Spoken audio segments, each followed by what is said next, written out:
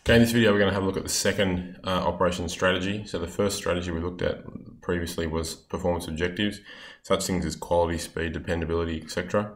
Now we're going to have a look at the second strategy that's sort of available or that needs to be considered by an operations manager, and that's new product or service design and development. So you can, we'll have a bit of a look at this or consider this in class, but you can see the whole range of iPhones that have been developed from 2007 up until 2015, and we could update that further with some models that have been introduced since 2015.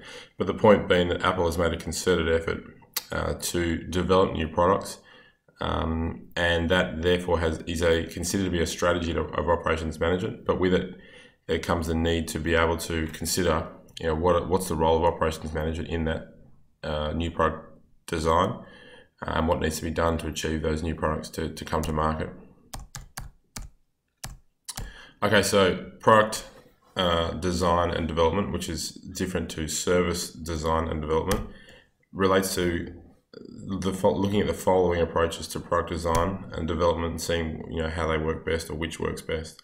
So firstly, it's a consumer approach to product design. So determining the customer preferences through market research to determine the product quality and design. So what is it? Finding out what it is that the customer actually wants. If you think back to a bit of Year 11 marketing, we looked at we talk about the selling approach to marketing, and this is kind of the same thing, where the selling approach is about working out what is it that our customer actually wants, rather than making a product that might work for the organization and might work for the business because it can easily make it. Well, just because it can easily make it doesn't mean that the customer actually wants it. So in terms of product design and development, undertaking a consumer approach, which is having the consumer at the center of the design process and what is it the customer actually wants. And then building on that, the capability approach. So changes in technology mean that a business might be more or less capable, but generally more capable, to make a particular new product. And new technology might mean that they can make a new product. So advances in technology, for example, if you go back to the iPhone approach, advances in technology have meant they've been able to bring up new models to market. They've been able to increase the screen size. They've been able to go to a smash-proof type glass.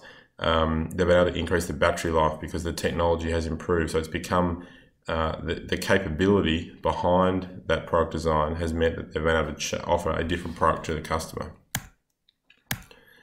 Another example is the Ford motor car. Nissan's in the same boat. I think it's the Nissan Leaf, where they're going down this path of solar-powered not solar-powered motor vehicles, electric motor vehicles, but powered ultimately by solar energy captured by solar panels. But this new technology is, in terms of the car, is available because there's technology that has been brought into the production process, which has allowed those new motor vehicles to be produced. So some other considerations in terms of product design and development. So it's not just about the consumer approach or a capability approach. Also, other things that need to be considered are things such as the supply chain. And the supply chain is actually the next operation strategy. So we'll talk about that in more detail then. But the question being, can suppliers provide the materials in a timely fashion that's going to allow the business to actually meet their design needs?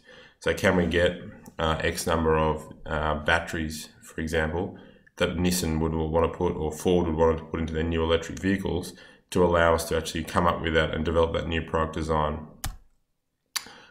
In terms of quality, do the materials exist to meet the demands of the customer? Is there actually a level of quality material that will meet the needs of the consumer? Capacity, can we actually make enough to meet the current, can we produce enough? And do we have the resources to be able to produce enough to meet the production requirements?